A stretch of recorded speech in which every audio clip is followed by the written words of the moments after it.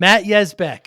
Great conversation with Matt. He's a business owner. He created a platform that helps businesses who have contracts that they want to unload, that want to fire clients, and if we get rid of this contract, where's it going to go? So he's made this marketplace called MSPX that does just that. That just is able to place where you can bring your contracts that you don't want anymore to other businesses, MSPs that want to take it on. It's a very, very interesting platform. I'm excited to see where it goes. I opened the conversation with Matt with his where faith plays a role in his life, and of course the guitar. He's an avid, been playing for 35 years, has them all over the place. I play a little bit of guitar, but it's great to see the passion in someone's eyes and their emotions when they talk about why it's such a great outlet and just a great instrument. And he is a person of faith that I mentioned as well. Where does that play a role in his everyday life and his business? Very interesting take, but a great conversation with Matt. I'm very, very interested to see where his platform goes. It's exciting times for Matt. Really, really inspiring. His view on discipline, very unique, being the son of a traveling insurance person and having 3 younger brothers, but just a great conversation with Matt. I really enjoyed it. Look forward to seeing him on the road in the future. Thanks for listening. Hi, I'm Joey Pinz, and here's my 45-second introduction. After starting my business in the 90s, I started developing poor habits of eating in my diet because of working way too much. Before you know it, I found myself 340 pounds. The doctor told me if I don't lose the weight, I'm not going to see my daughter graduate. Took the next 7 months, lost 130 pounds. People think there's some secret. Ask me, how'd you lose that weight? Like there's some secret. There is no secret. How'd I lose the weight? Just one word, discipline. I've had other successes in life, and I attribute them all to discipline. Now, I'm not the king of discipline, but I believe that it can help all of us. Friends, colleagues convinced me to start a podcast. The podcast mission? How do we better ourselves and society? I talk to interesting people in health, fitness, sport, wellness, business, technology, science, art, and culture. And I eventually ask them how discipline plays a role in their life. Podcast vision, growth through learning from others. I really appreciate your time. Thanks for doing this. So what is your favorite chord to play on the guitar? My favorite chord? Yeah. Man, I mean, that's like asking what's your favorite child. Is it? Yeah, chords are, I mean, they're just because it depends on what style of music you're playing is going to depend on what chord sounds. I mean, if I'm playing heavy metal, I was just practicing some Metallica stuff. Yes. The E, man. I mean, just hitting that low E is what I'm going for, But if I'm playing something that's a little more melodic, it's going to probably be something that's more chord structured. But anyway, yeah. So for the music I've been playing most recently, I'm brushing up on all the Metallica and Megadeth stuff that I loved as a kid, but wasn't talented enough to play then. And now I'm circling back around after 36 years on the guitar, and I'm tearing it up. So I'm loving it. Whew. Do you want to connect with business leaders and engage consumers who take action? The Joey Pinz podcast delivers high-impact conversations to an audience of decision makers, entrepreneurs, and professionals across multiple industries. A fast-growing audience of highly engaged listeners, both B2B and B2C.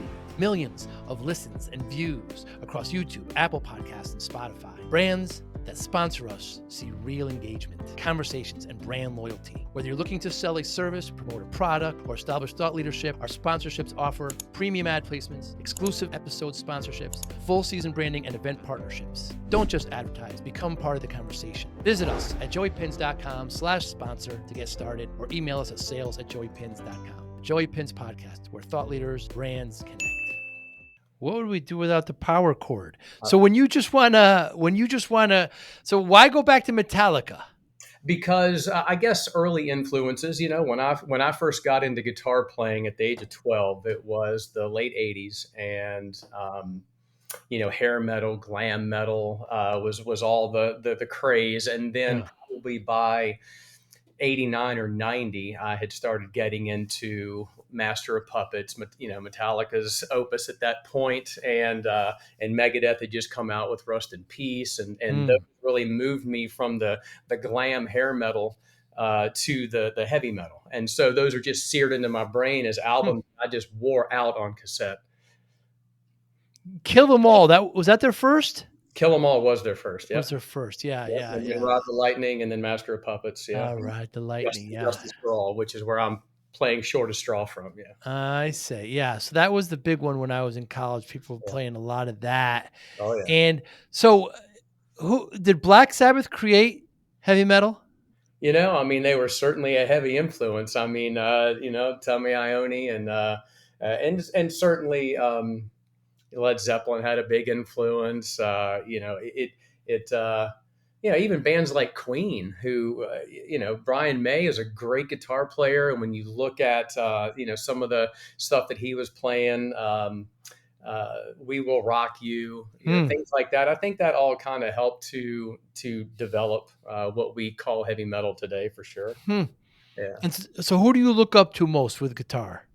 Guitar, so when the two bands I've mentioned, Metallica and Megadeth, for Yes. me, um, when I want to be challenged on my pick hand, it is usually always going to be Metallica, Huh. because they are just the king of downstroking a 200 beat per minute song like Master of Puppets. I mean, just when you listen to that, just know that that's all downstroking. There's no Is it alternate. really? He's downstroking that at over 200 beats a minute. That's insane. And it takes a lot of practice just to get there. What's going on with the fretting hand isn't uh, isn't necessarily easy, but it's not really complicated. Now, when I Hmm. want to have a left hand challenge or a fretting hand challenge, that's when I like Megadeth, because for me, Dave Mustaine is just an exceptional rhythm player and writer. Some of his rhythms are actually can be as complicated or intricate as solos. So if you listen to some of their songs when the solos are playing, listen to what he's playing under the solo. And Hmm. it's just as impressive. Yeah. Now Mustaine was with Yeah, early Metallica. on, Metallica. Yeah, early on, and he actually wrote quite a few of these songs that later made it to the album "Kill 'Em All," which was Metallica's first, Right. and even into "Ride the Lightning." Because if you look at the song "The Call of Cthulhu," that was heavily written and influenced by Dave Mustaine, and that song later became Hangar 18 on Hmm. Megadeth's Rust in Peace album. So it's just that on the Call of Cthulhu on Rod the Lightning, Hetfield was individually picking those chords, whereas on Hangar 18, Dave is actually strumming them all together, and it makes for an entirely different song. Yeah. So there was a Did you? lot of influence there. Yeah. And you know what? I think the whole world benefited from that breakup, for sure, Hmm. because Hmm. you get two entirely different tracks of music that absolutely influenced the world. And together, I'm sure they would have done great things, but apart, they were able to really drive in on what their influence was and what they had to bring to the table without interruption or without any kind of friction from the other. So Hmm. definitely Hetfield and Mustaine needed to be pulled apart. Because egos got in the way there. I mean, they don't even Absolutely. talk, right? Yeah. And there's lawsuits, I think, and stuff, right? Egos, well, I'm sure probably, but egos, alcohol, Yeah. just being young and dumb. I'm sure if they had come together 10 years later than they did, it probably would have been a Hmm. different story. But youth, man. I mean, there's a lot we just don't know when we're young, and but again, in my opinion, worked out for the better for everybody. Hmm. Yeah, How often are you playing guitar, Matt? A week? every single day. Are you really? Every single day. Yeah. And I also play lead in my church band. So this week Ah. I'm practicing 4 songs that we have to learn, because I play the leads and I can't sight read leads that quick. So I have to commit them all to memory. So I memorize them over the course of a week and then go play the 2 services on Sunday. And I can do that without having to have anything in front of me. Hmm. So when you do play, do you put sheet music in front of you? No, I have an iPad behind me that I use. It's called Chart Builder, and so specifically for the church, they push those out, and I can bring them up in the right key that they're going to be in, and it gives me all of the audio and then the chords, and then for the leads that I have to play, I just pick them out by ear, because sometimes on these songs there could be 2, 3, as many as 5 lead tracks that are happening in unison. So I try to blend them all, the parts that stick out to your ear when you're listening to the track as a whole. I try to pick those out and put them into one lead over the course of the song. So Hmm. that's also the challenge, is to, because again, there's only one lead player, that's me. So I have to take sometimes, again, several lead tracks and condense them into one. Now, when I'm playing just the regular heavy metal secular stuff, Yes. what I typically do is I will go to YouTube and I'll download the backing track, which would be the entire band without the track that I'm trying to fill in, right? Huh. So for Short of Straw, I was able to find the backing track. It's the entire song, but it doesn't have Hetfield's part during all of the rhythms, and then it doesn't have Hammett's part for the solos. And so then I find another YouTube channel where somebody's breaking down how to play it, right? Because I'm a very visual learner. So I'll watch that person go through, I'll learn it, I'll memorize it, then I'll bring it up to speed, and then I'll play the backing track. And then when I can play it so good that you can't tell that it's not the actual song, then I know I've achieved what I need to complete that song. So whenever you're just kind of messing around, you're always wanting to figure out how to play an entire song. You're Yes. deconstructing it. Mhm. Can you read music? Yeah, I can read music. I mean, yes, I can read guitar tablature. Yes, I Oh, can't. tablature, sure. Yeah, when my grandmother taught piano lessons for 60 years, and I took piano from her early on, but I have lost the ability to read sheet music, but I can read Mm. guitar tablature. Yes. Is that a Gibson? Is that your main? Is that your go-to? No, Ibanez. So Oh, it's an this Ibanez. is an Ibanez that's tuned down a half step because some of the Megadeth stuff in later years, as they get older, their voice gets lower, so they tune down, right? Huh. So that's tuned down to E flat, and then this is my main one here, right? That's my Ibanez, and Ah, that's in standard tuning, and that's what I use to play most everything. those are nice guitars, Matt. Yeah, yeah. Well, it's just a few. I got more in cases, but how many can you display? You know. Right, right. Ever an acoustic guitar?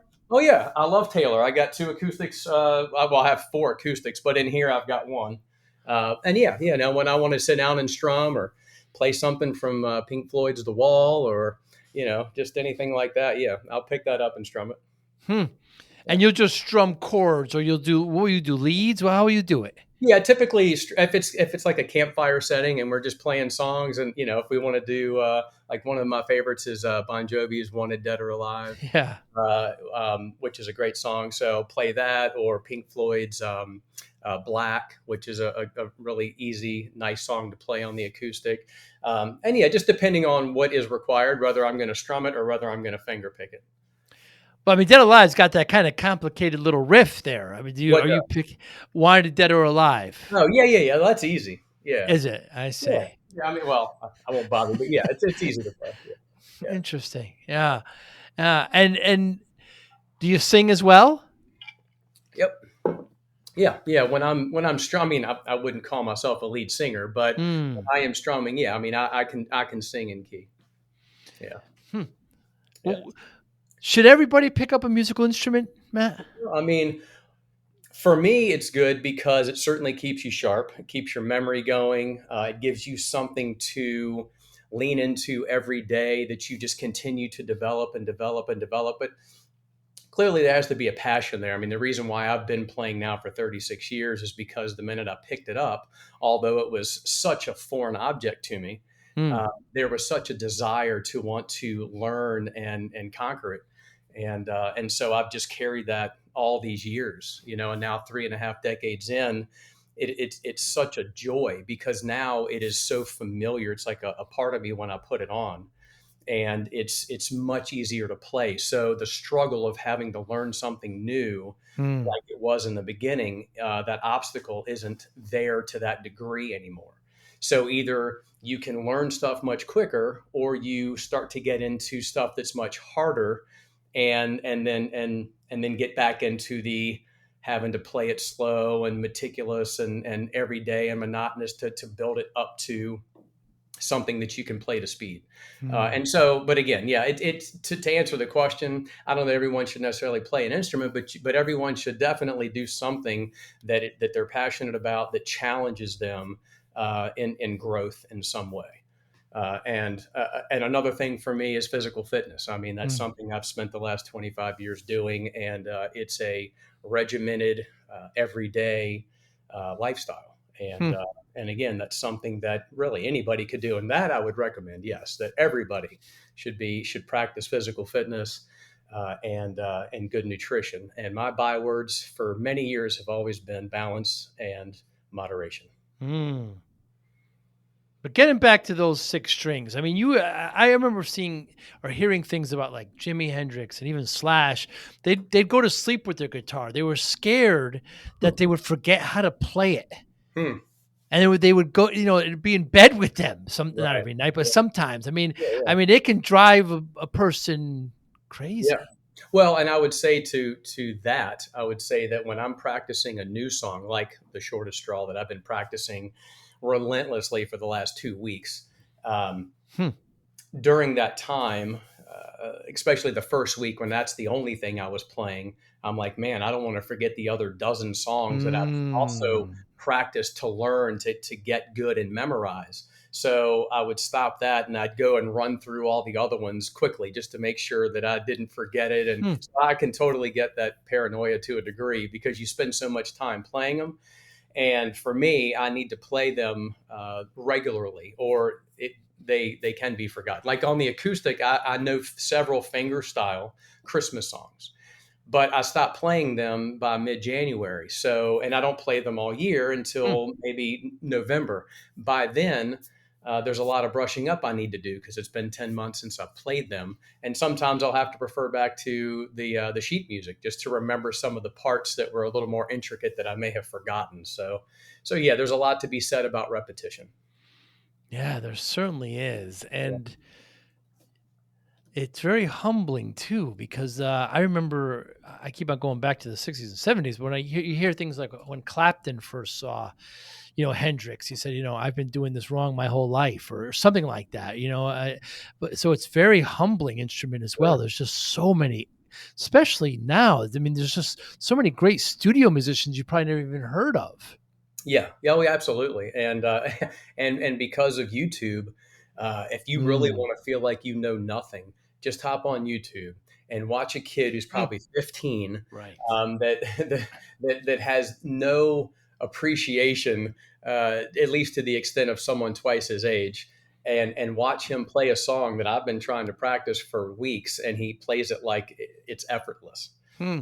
And and with the advent of YouTube and everyone willing to share, that's humbling because before, I mean, what were the traditional methods that we'd ever come across someone like that? They'd have to make Mm, a name for themselves somehow, or the nightly news would have to pick up on them, or you'd have to see them on MTV. Otherwise, these people you'd never even know they existed. Now with hmm. YouTube, again, you can hop on and I mean, it's absolutely insane some of the stuff and how talented people are.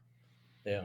I was at a wedding recently, and there's a guitarist there, and he's a singer. He was excellent, and he had a little break, and he kind of came in my direction, and I said, You're really good at that instrument." He asked if I play. I said, "Well, I know like 5 or 6 chords," I said.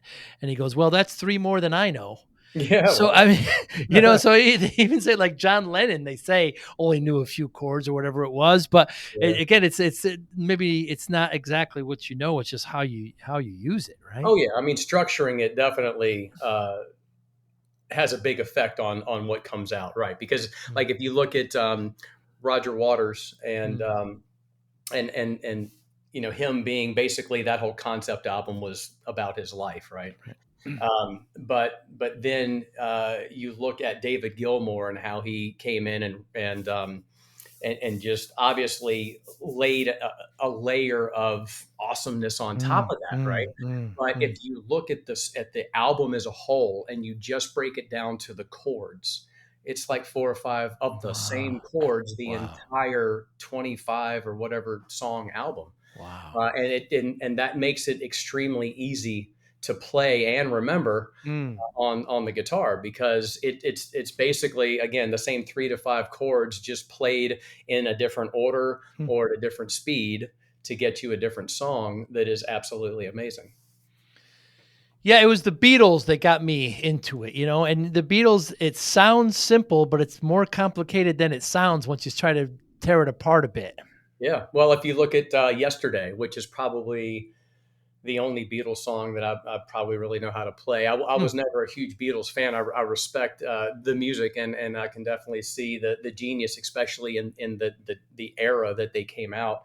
But I'm sure you've probably seen the movie Yesterday, right? Of course. And at the end of the movie, I think it shows the guy like in real time playing that song. And I'm like, that would be really neat to learn on guitar. And I like how he was doing it finger style. And so yeah, I picked it up and found the music for it and was playing it. And yeah, again, it's only four chords, Hmm. but the way he's playing it finger style, it's tricky because you have to. I mean, each of these fingers has to be hitting different strings, and you're Yeah. doing some split chords on your with your Right. fretting hand. So it sounds so simplistic and it flows so well. But when Hmm. you break it down to the technicality of it, it's challenging. Is there a wrong way to play guitar, Matt? Uh, well, again, I mean, music is so subjective. I would probably say as long as you are holding it and it's well, and even tuning is subjective. I don't know. I guess Right. Right. no, there's Right. no wrong way to play it. There isn't, right? I mean, even if I don't like the music, Right, exactly. it's still it's Somebody does, right? somebody. Yeah. Somebody does. Yeah. Does your son play? No, no, I bought him a guitar. I was funny you ask. I was looking through some family pictures, and in December of '06, when he was 12, I bought him an Ovation because it had that Lycord bowl with the solid Yes. spruce top. Yes. So Yes. it's indestructible. I mean, you could play baseball with it, right? And that Lycord bowl is not going to break. Mhm. And so I bought him that for Christmas back in '06, and because he had showed an interest. Um, but this is, I think, where a lot of people that pick up the instrument end up putting it down is just Mm. knowing that you have to practice every day. And it's frustrating when you can't play chords, when you can't run scales, and it doesn't come naturally to probably, 95, 98% of people. So there is real work to be done. And you just have to be disciplined to do that every day, knowing that it's going to be frustrating for quite a while. But when you have that breakthrough moment, it's so rewarding and it's Mm. lifelong, lifelong. It is. It is. And every time I walk past my guitars, Matt, they mock me. Why aren't Yeah. you playing me? Yeah. It's Yeah. when I think for a moment they're out of tune, I get really upset and I go and I Yeah. try, that's the thing, and my fingers are getting a little soft. There's another bad Yeah. sign, and Right. Yeah, but they yeah, call out to me every day, pick me up, and they do, don't that's they? why I surround myself by them because Yeah. yeah, I come in here to work, and when I take a break, I sit down on the couch behind me and I pick one of them up and I play. Mhm. And I have one in the den, and I have one in my bedroom, and I have one in my shed, and they're everywhere, so that whenever they're always able for me to pick them up and play. Mm. That's the other beauty of the instrument. It's very transportable. The piano's a beautiful instrument, but really Yeah, can't, yeah, you really no, can't take it around and yeah. how important is your faith to you, Matt? Oh, I mean that informs my entire worldview. Hmm. Yeah, absolutely. I mean, my faith in Jesus Christ and Scripture is the lens by which I view everything. Hmm. Whenever you're confronted with any kind of decision, do you look back into that lens and try to Oh, make it absolutely. informed? Yeah, Yeah. absolutely. Yeah, everything is always through the lens of Scripture, and so whether it is personal life, business life, there is no multifaceted or split brained individual. Right? You're one person. You Hmm. can have you can you're who you are in your personal life. You who you are in your business life. You're who you are in your family life. You're that same person. So all of the um, instructions and commandments that we are called to follow apply across the board. Hmm. It can be difficult sometimes to make a decision that maybe doesn't go with your gut, that scripture's telling you to go another way. How do you rectify that? How do you solve for that? Do Yeah, you again, ever? always following with Scripture, and really, when Uh, when you are always in the Word and you're always studying the Word and you're always listening to the Word, um, it almost becomes second nature of if you're hmm, having to make a personal or a business decision. Um, you find that as you grow in your sanctification or your pursuit of holiness, that your that they align, so that I don't have a fleshly sinful self that is pulling me in one direction, and then my spiritual godly self that's pulling me in the other. So Hmm. rarely, as you grow again in your faith, you rarely encounter that situation where you have the devil angel here and the heavenly angel here. Mm. They're both in Hmm. here like that. To me, it's just more of the heavenly angel, knowing the scriptures, knowing what the Lord has called me to do, and then really more often than not, it's just um, open a door so wide that I can't shut it, or shut a door so tight that I can't open it, and that's Hmm. really where the decision making comes in. Is just please don't allow me to make a wrong decision, or to push open, or to force something that you're not leading me down. And then you look at scripture like Ecclesiastes 11:4, where it is talking about if you wait for the right conditions, you'll never plant your seed. If you wait for the rain to stop, you'll never reap what the field is producing. So Hmm. basically, and that's not verbatim, but Ecclesiastes 11:4 is basically talking about pray, ask for wisdom, and then ultimately make a decision. And if your attempt to make that decision is in view and in light of Scripture, then the outcome will be at least blessed, whether or not it was immediately for your good or not. Ultimately, it is for your good. Right? Hmm. Sometimes we do things that we think just didn't work out the way we had envisioned it, but then you get a year or two or three down the road, and you look back with the benefit of hindsight, and you go, you know what? If it hadn't have happened that way, I wouldn't have gotten to this better, bigger thing, Hmm. right? Now you own an MSP. You also own a platform that works with MSPs. Matt, does your faith ever come in conflict with any kind of decision or any kind of client you have to work with? Is there ever a conflict there? No, not at all. And if you actually go to our yestech.io website, you'll see that we have the ultimate partnership listed on that page. Hmm. And that ultimate partnership is basically talking about the law of the law of the farm. And in that, it is basically uh, talking about, I mean, so really the point is that we are putting our faith first and foremost, and we're letting everyone know that we would possibly do business with, who and what we are. Hmm. And our primary partnership says that as a small business owner, we work tirelessly to build and grow our business. We plan, we strategize, market, and manage, all while knowing that in the final analysis, we are utterly dependent on forces outside of ourselves. Hmm. And we know we cannot control every outcome, nor can we produce the perfect market conditions or guarantee every opportunity for growth and success. For a successful business, we are dependent on blessings from God. Yet we also understand that unless we diligently pursue our responsibilities to plan, market, manage, and innovate, we cannot expect our business to thrive, right? Hmm. So, in a sense, we are in a partnership with God, and we will reap the benefits only when we have fulfilled our own responsibilities. Running a Christian business is a joint venture between God and us. We cannot do what God can do, and God will not do what we shouldn't do. And that's on our website. Yeah, I noticed that. So, has there ever been an issue where a client would object to that? No, and if they would, then the honest answer is we wouldn't want them as a client anyway. Right. Right. We don't throw it in your face. We conduct ourselves with integrity, morality, and ethics. Hmm. But if someone were to say or were to read that and then move on, then that's okay by us. If someone were to actually read it and call us out on it, then yeah, we would absolutely defend it.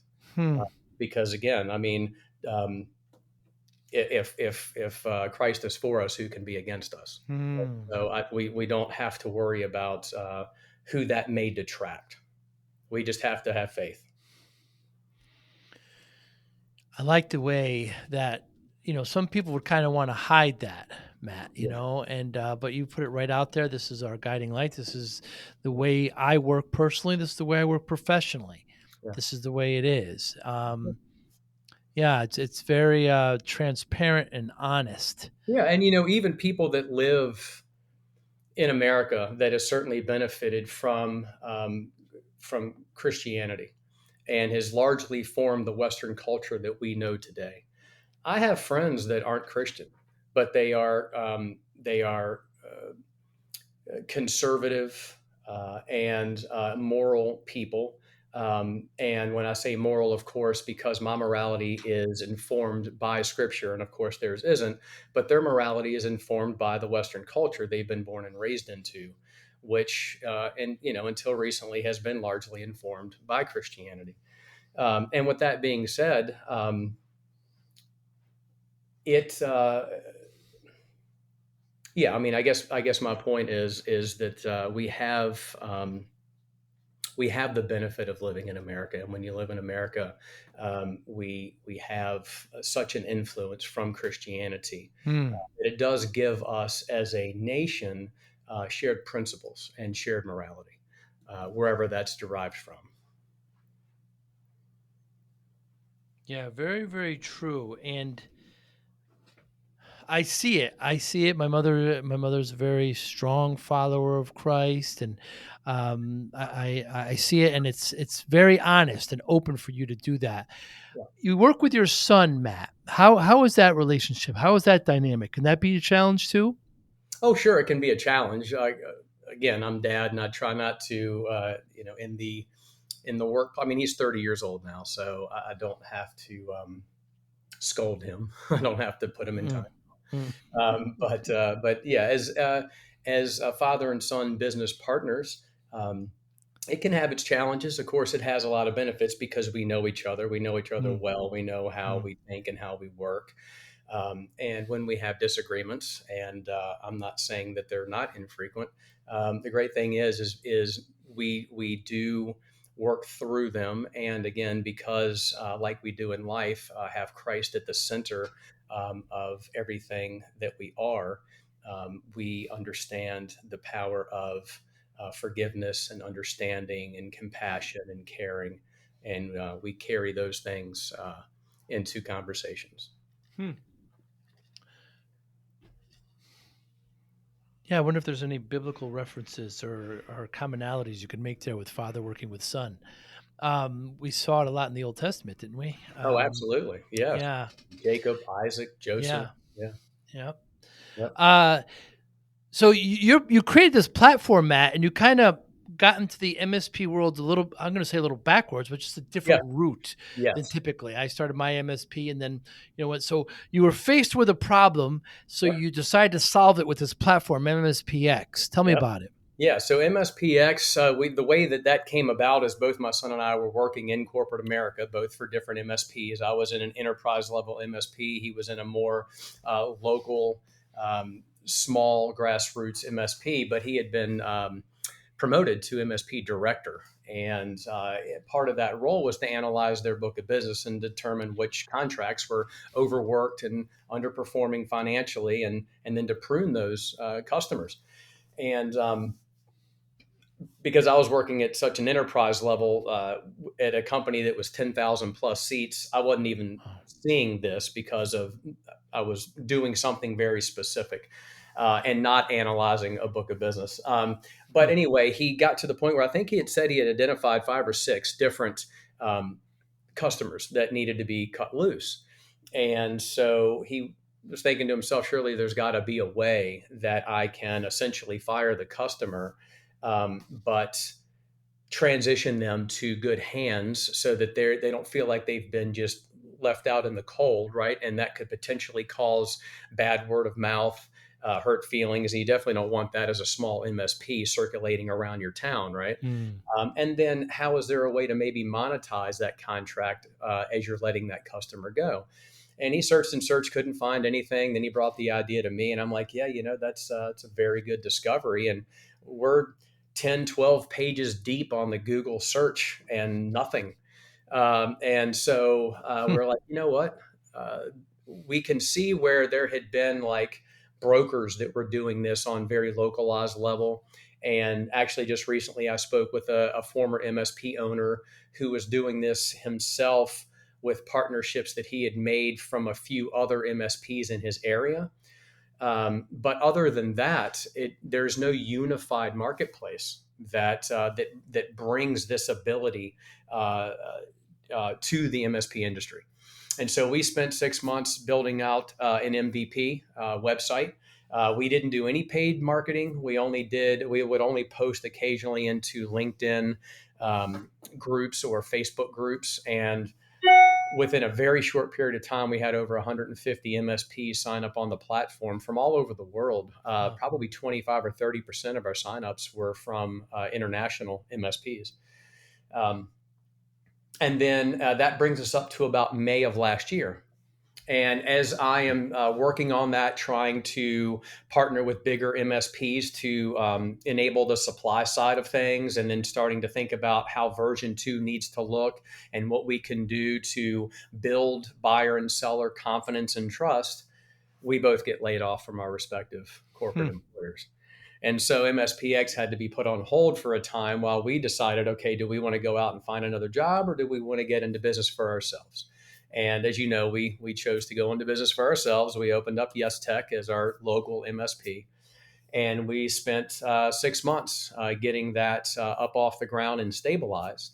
And then probably mid-December, this past December, we were talking and decided to revisit MSPX so we can kind of pick up where we left off.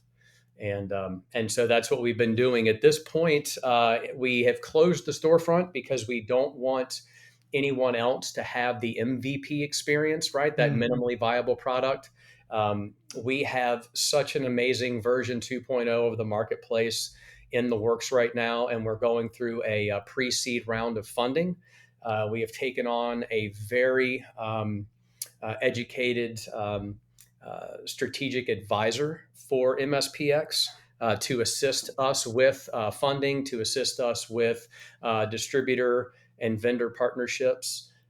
And we are targeting the second week of July to launch the new marketplace in all of its new glory. So big things are happening right now. And honestly, I'm probably spending more time on MSPX than I am Yesbeck at this point, so that we can really get this thing to be the best possible version of itself. And it's exciting because we've got a lot of good things going on. And I've been talking to a lot of people in the industry that are tiers and tiers above me that are excited and intrigued by the marketplace, and of course always have their 2 cents to pop in, which is great because that helps give us additional ideas, and it gives us a different maybe angle of looking at things sometimes.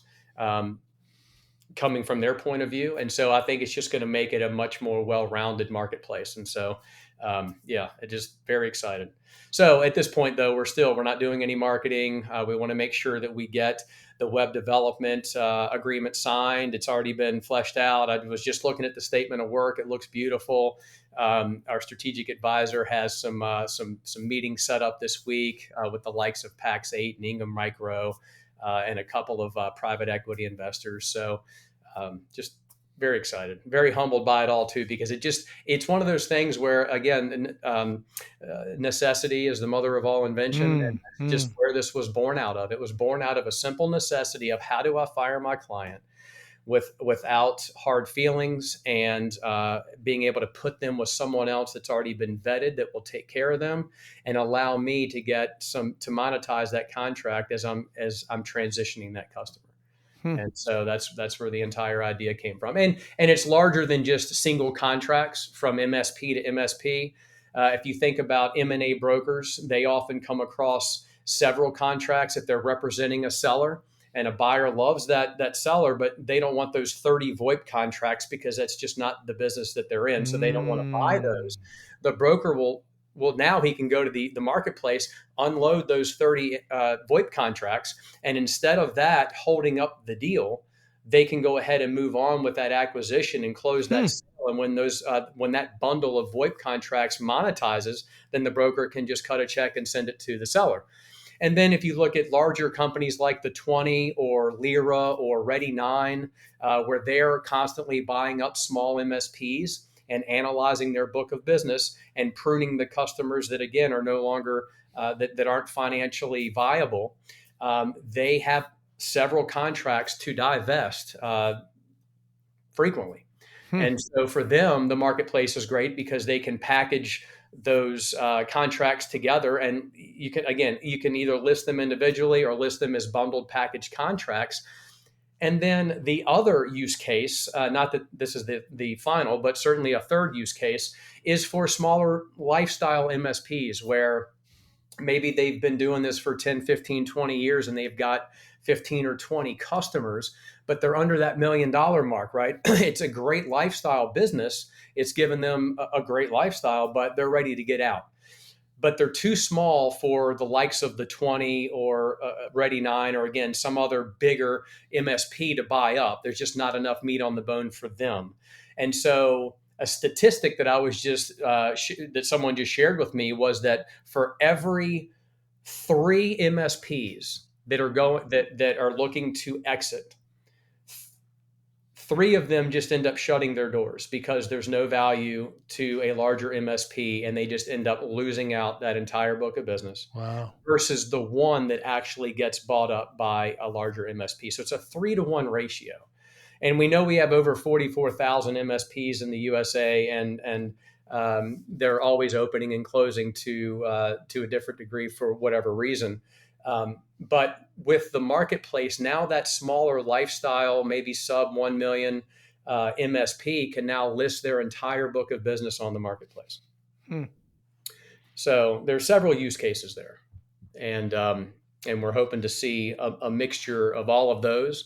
And as we open up the version 2.0 mid-July, obviously there'll be a lot of analytics and metrics to be looking at to kind of quantify what we're seeing the most happening in terms of transaction. Your brand deserves to be in front of the right audience decision makers, entrepreneurs, and professionals who are ready to take action. That's exactly who listens to the Joey Pinz podcast. Thousands of engaged business leaders and consumers tune in every week. Millions of views and listens across YouTube, Apple Podcasts, and Spotify.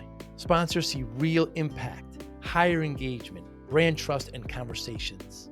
We offer strategic partnerships tailored to your goals, including targeted ad placements, branded guest appearances, multi-episode and event sponsorships. Make your brand part of the conversation. Let's grow together. Visit joeypinz.com/sponsor to explore sponsorship opportunities, or email us at sales@joeypinz.com. The Joey Pinz podcast, where brands and thought leaders connect.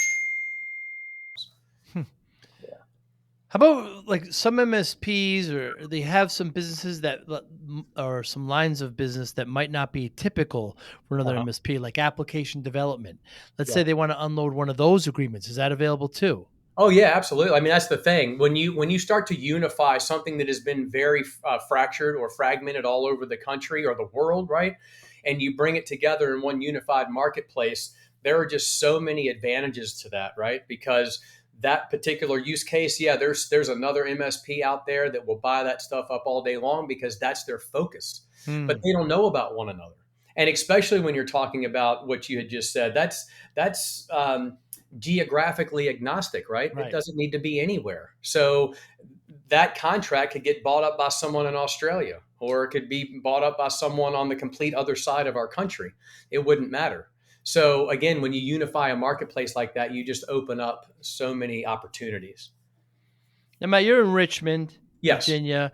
Will you be able to buy agreements? Will your MSP be able to be active on the marketplace? Oh, absolutely. I mean, I would hope that we would, as they say, eat your own cooking, right? Yeah. So, I know that we would absolutely be looking to do that. Yeah. So that's also exciting because not only are we building something that is going to help MSPs, M&A brokers, and the like, but it's also going to help us, yeah, as our local MSP. Yep. Matt, the skills of running a managed service provider practice, Yeah. outsourced IT to small to medium businesses, is very different from the skills of running a platform. I mean, how has that challenge been? I mean, you're running a platform now. You're going to be looking at subscribers. It's a Yeah. very different kind of a discipline. How's that transition been?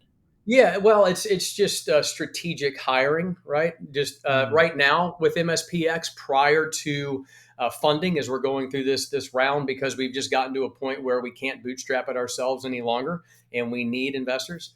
And not only that, we need strategic advisors for guidance, right? So we've taken on one advisor who is giving us some really good guidance and helping us know what direction to go, or at least nudge us in, again, making connections that we wouldn't be able to make ourselves, making suggestions on some key hires that we might be looking at in the near future, especially once we launch.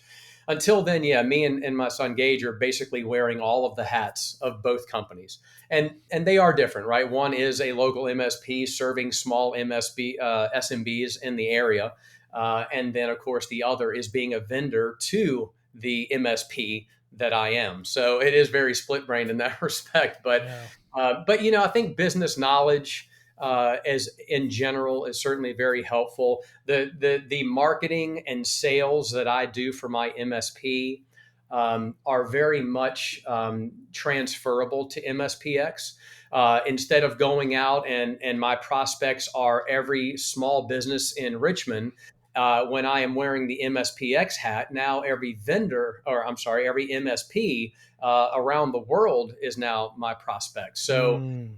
you'll probably start to see me at a lot of these Orlando and Vegas events that seem to always be happening. There as representing MSPX and talking to MSPs about the platform. So there'll be a hard push for that here probably in the next 4 to 6 weeks. I mean, it's a great idea, Matt. And another great thing about it is that it just doesn't need to be for MSPs. Why can't it No. be for other verticals? Well, think about this too. Exactly, exactly. And I'm sure you've heard of Avant, right? Where you'll have technology brokers that will go around and sell the different products, right? So you have these brokers that have amassed a book of business, and it's the same scenario where they may be ready to exit that industry and do something else. Now they can list their entire book of business on the marketplace, and they're not an MSP. So yeah, there are certainly use cases. Matt And the has exciting thing is the industry, the market is going to inform us, right? Right now, right. we're trying to inform the industry about this platform, but it's exciting to know and to see the direction that the market is going to take us Mm, as to what is possible that we're not even thinking of right now. What other mm, verticals does this make sense for? It could be something as simple as even lawn care, right? I mean, they go out and they get contracts with all of these different homeowners, right? And if they wanted to exit their business and move on to something else, that's an entire book of business that can be sold on a marketplace that deals in assets like contracts. mm. So yeah, I mean, who knows? Who knows? Right now, because we've been in the MSP industry, the technology industry, for as many years as I have, the MSP industry is where it was born out of, and that's our main focus.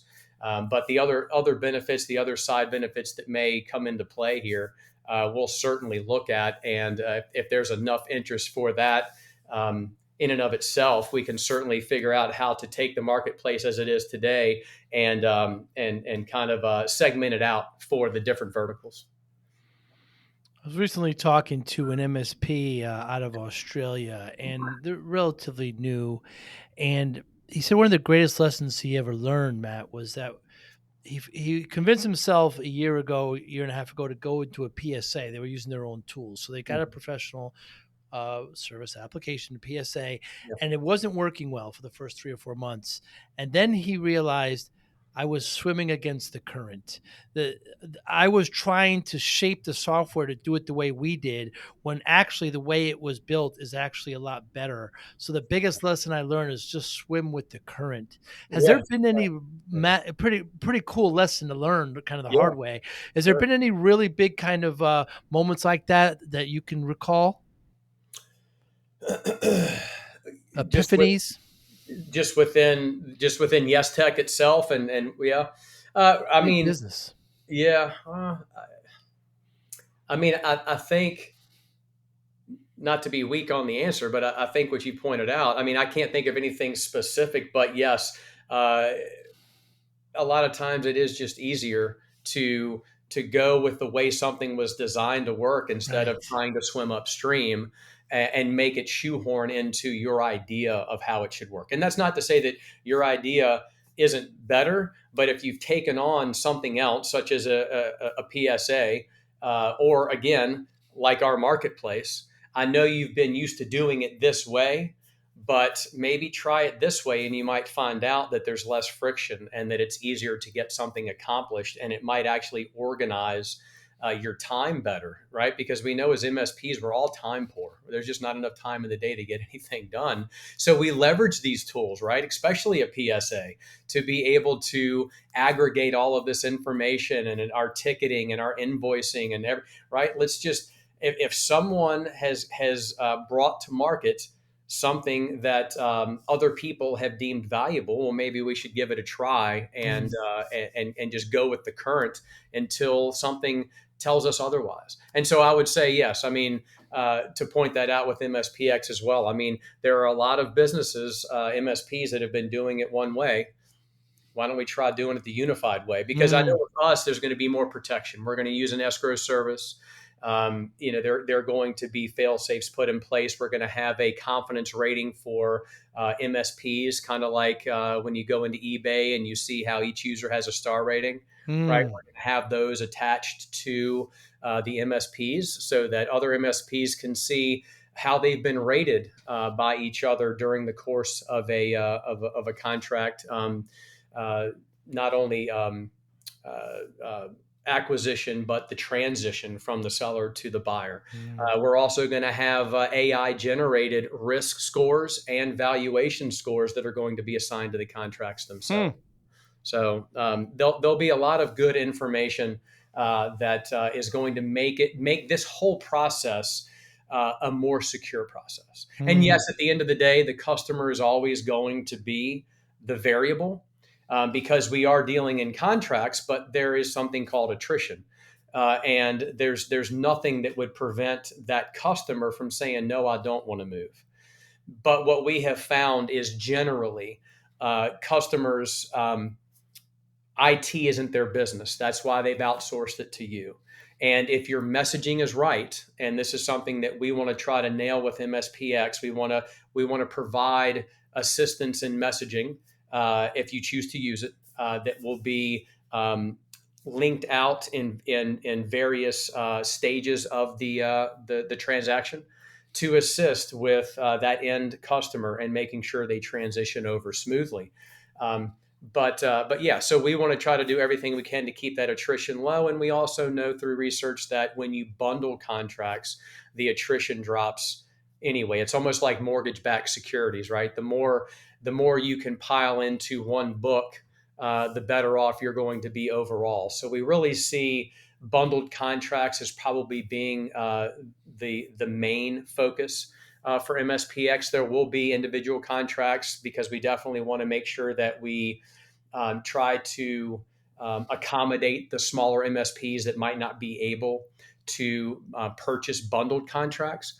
But we're also looking at partnering with Wells Fargo to be able to offer revenue-based financing. Hmm. So that could be another really, really good way that a small MSP can look at this as a growth engine. Looking for a powerful way to reach business leaders and engage consumers? The Joey Pinz podcast connects brands like yours with an audience that listens, engages, and takes action. High impact exposure with a fast growing loyal audience. Millions of views and listens across major platforms. Sponsors see increased brand awareness, trust, and conversations. We make sponsorships simple and effective with custom ad placements that fit your brand, deep audience engagement through authentic conversations, long-term exposure across podcast platforms and social media. Don't miss the opportunity to connect with your ideal customers. Visit joeypins.com/sponsor to secure your sponsorship today. Or you can email us at sales@joeypins.com. The Joey Pinz podcast, where conversations drive results.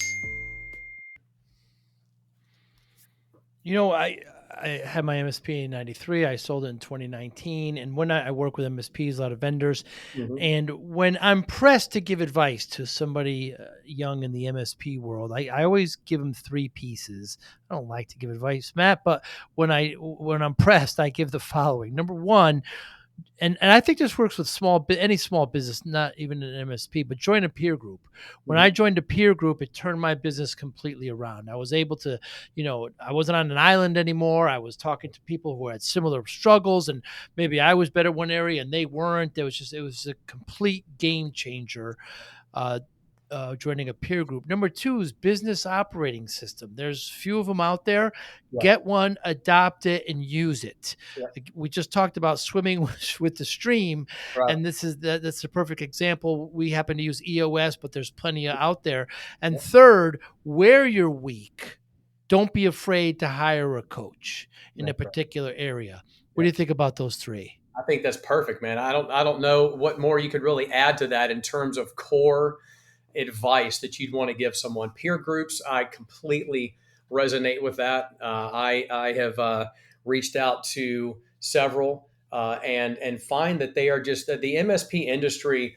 It's a really weird, strange dichotomy because locally, um, there's probably 20, 24 different MSPs here in Richmond. Wow. And I don't know them all. I know of most of them, but only two or three have actually um, I've seen at other business networking events, and they've actually come up to me and we've talked and we've started a rapport and we've Hmm. actually gone out and had lunch together. Huh. Or so they don't view me as a competitor; they Right. view me as a collaborator, someone because we all have different specialties and different verticals and ways that we can complement one another.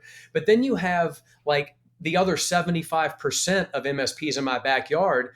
They won't even look my way. They hold their cards to their chest, Wow. keep me at arm's distance, and you got to wonder like that's so shady. Like what are you doing that you feel so threatened by me? And it's a strange thing. However, if they're not in your backyard, if they're not in your market, if they're in another state, I find that generally MSPs are very sharing with information. So there's just something about being in your own backyard that seems to just button up most of them.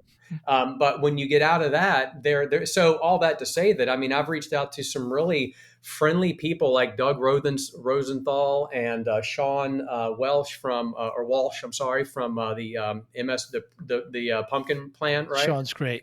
Yeah, I mean, and they have exited their MSPs and they've come back as just from an educational perspective to run these peer groups and it's very pay it forward type thing and they will talk and share information and they're further down the path than other MSPs so they can really help you avoid pitfalls and maybe think about things that you're not even there yet but now Mm. if you can spark that thought you can get ahead of what's coming and peer groups are just yeah they're excellent and then the other two pieces of advice yeah obviously I mean those are great as well so yeah I mean if you had to sum it up and give three pieces those are the ones.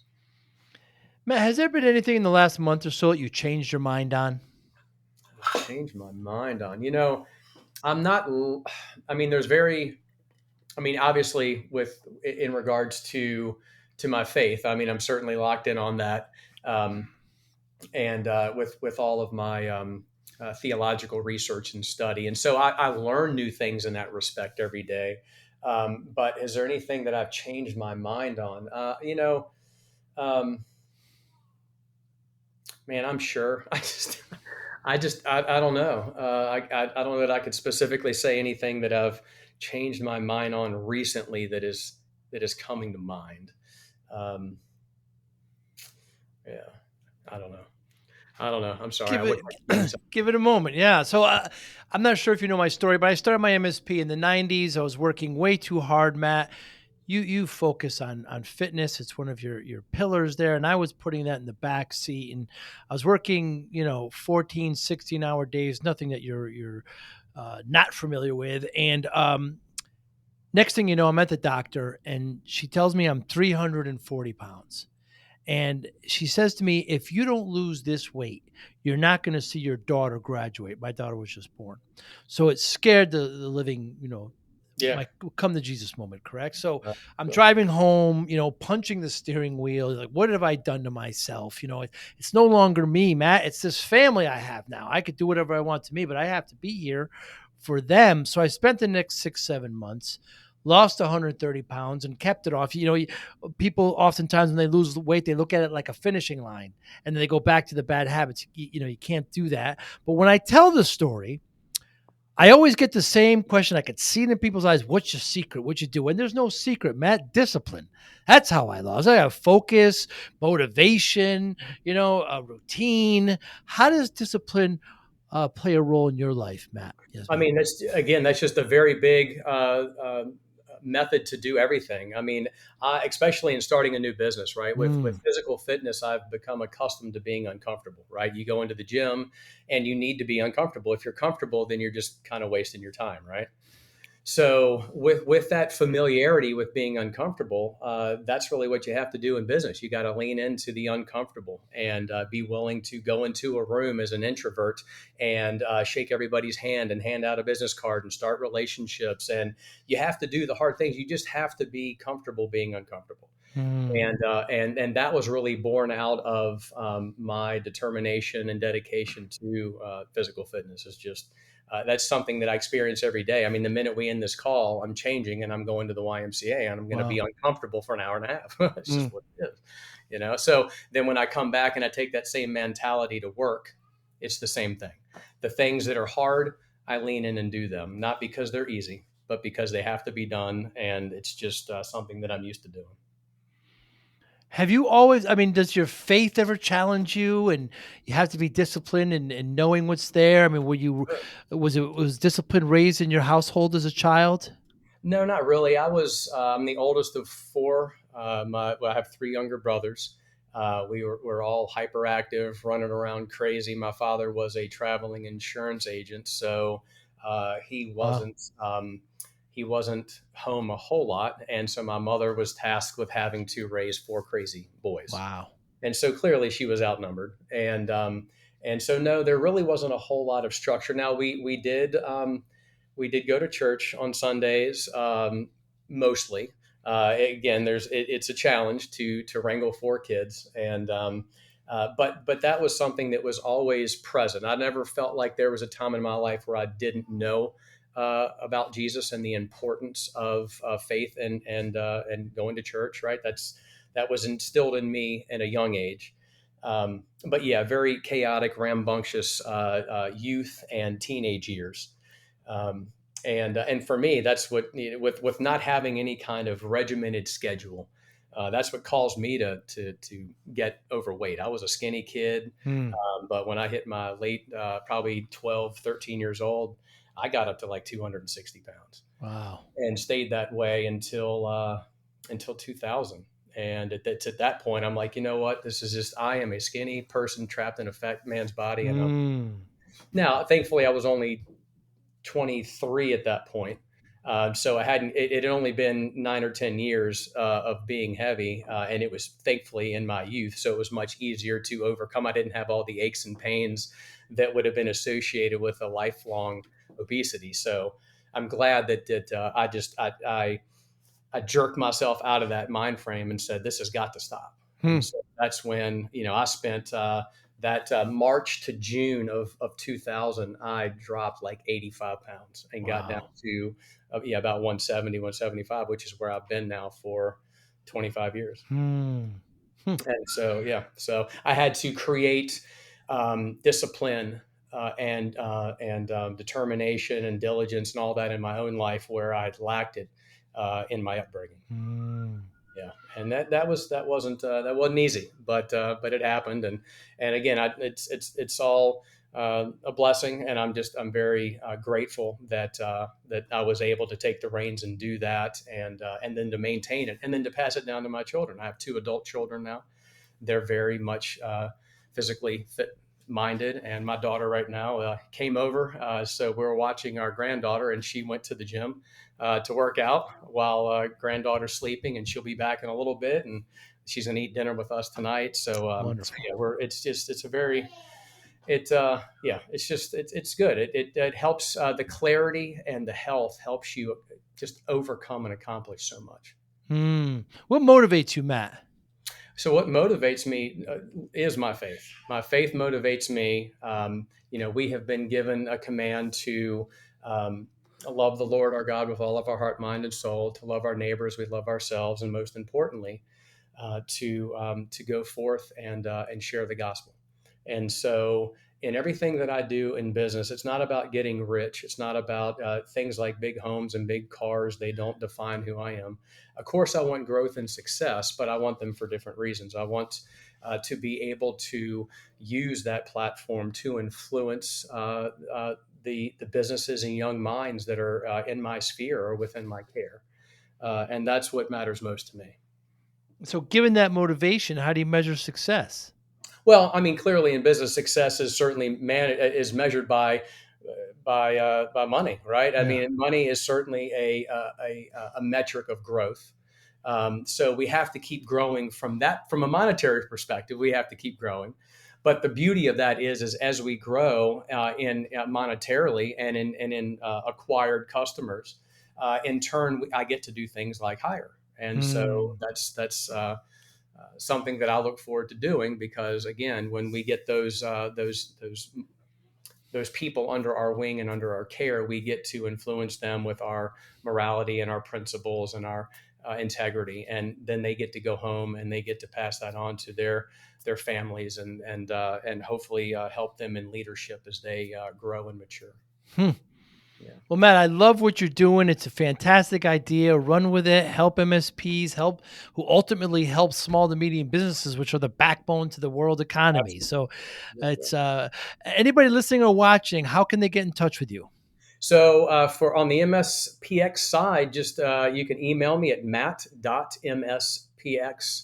I'm sorry, matt@mspx.store. Right, that's matt@mspx.store. And yeah, just email me. You can find me on LinkedIn, Matt Yesbeck, Yesbeck. And yeah, I mean that's I'd love to. I'd love to hear people's feedback, people's thoughts. If there's any interest in getting on the mailing list for the new marketplace launch, just go to www.mspx.store. A pop-up will come up, put in your email address, and as we get close to launch for the version 2.0, you'll get notified. Very good. And your MSP is Yes Tech, Yes. YESTECK.io. Yep. Right That's there it. in Richmond. You're on YouTube, you're on Yep. Facebook and Yep. Twitter X and Yep. Instagram, LinkedIn. Yep. LinkedIn as well. Matt, I look forward. I can't wait to see you on the road again next time. Yep. Thank you so much for your time today. You're welcome, Joe. Thank you, buddy.